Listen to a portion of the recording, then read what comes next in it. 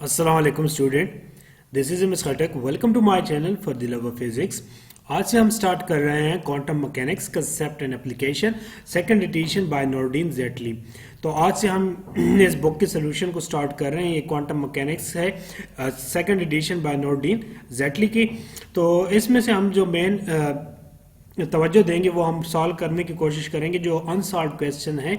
ये जो एक्सरसाइज के हमारे पास क्वेश्चन है हम उसको सॉल्व करने की इन वीडियोस में इंशाल्लाह कोशिश करेंगे। तो आज हमारे पास इसका पहला क्वेश्चन है पहले चैप्टर का। तो देखते हैं, स्टार्ट करते हैं। पहला हमारे पास है, ये हमारे पास चैप्टर 1 है, exercise 1.1। Consider a metal that is being weld.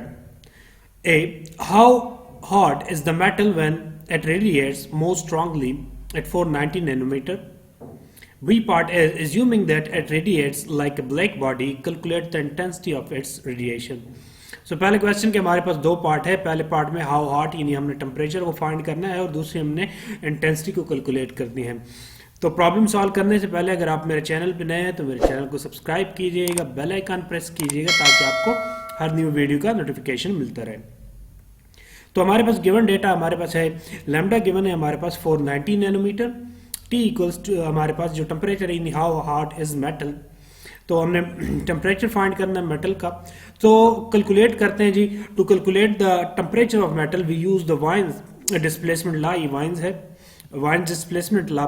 तो हमारे पास उसका फार्मूला क्या है कि lambda max equal to H C over 4.9663 kT। अब हमारे पास जो h है वो प्लांक कांस्टेंट है, c स्पीड ऑफ लाइट है और k जो है वो बोल्ट्जमैन कांस्टेंट है और t हमारे पास टेम्परेचर है। अब हमारे पास टेम्परेचर की वैल्यू हमने फाइंड करनी है। तो हम इसको क्या करेंगे, रीअरेंज करेंगे। लैम्डा मैक्स की वैल्यू गिवन है हमारे पास क्वेश्चन में 490 एक्सपोनेंशियल -9 मीटर या 490 नैनोमीटर। सो हमने टेम्परेचर के लिए रीअरेंज किया तो हमारे पास एच सी और 4.9663 मल्टीप्लाई के मैक्सिमम लैम्डा मैक्स आ गया। सो हमारे पास जो h की प्लांक कांस्टेंट की वैल्यू है वो हमारे पास 6.626 एक्सपोनेंशियल -34 जॉल है, जॉल सेकंड है, स्पीड ऑफ लाइट है और k जो है हमारे पास कांस्टेंट है, बोल्ट्जमैन कांस्टेंट। इसकी वैल्यू हमारे पास 1.38 एक्सपोनेंशियल -23 जॉल पर केल्विन है। सो ये वैल्यू हम पुट करते हैं फार्मूले में तो हमारे पास आ जाएगा t equal to 6.63 exponential -34 multiply c3 exponential 8 divide by 4.9663 multiply 1.38 exponential -23 और मल्टीप्लाई 490 एक्सपोनेंशियल -9। सिंप्लीफाई करेंगे तो हमारे पास जो टेम्परेचर का आंसर आ जाएगा वो 5923.16 केल्विन आ जाएगा। सो ये था हमारे पास इसका पहला पार्ट। अब दूसरे पार्ट में हमें कहा गया था कि जो इंटेंसिटी है वो हमने फाइंड करनी है। तो इंटेंसिटी हमारे पास क्या है, जो टोटल इंटेंसिटी या total power per unit surface area है उसको हम कैलकुलेट करते हैं इस फार्मूले से कि P equals to A sigma T power 4। अब हमारे पास यहाँ जो P है वो हमारे पास पावर है या टोटल इंटेंसिटी है, यानी power per unit surface area है या इंटेंसिटी है। A जो है हमारे पास इंटेंसिटी कोफिशिएंट है, सिग्मा हमारे पास स्टीफन बोल्ट्जमैन कांस्टेंट है और उसकी जो वैल्यू है वो हमारे पास है 5.67 एक्सपोनेंशियल -8 वाट पर स्क्वायर मीटर पर केल्विन 4। तो अब एक चीज हमने याद रखनी है कि जब भी हमारे पास ब्लैक बॉडी को हम कंसीडर करते हैं, किसी बॉडी को हम ब्लैक बॉडी कहें तो हमारे पास जो इंटेंसिटी का कोफिशिएंट है यानी कि A, उसकी वैल्यू हमेशा 1 रहती है ब्लैक बॉडीज के लिए।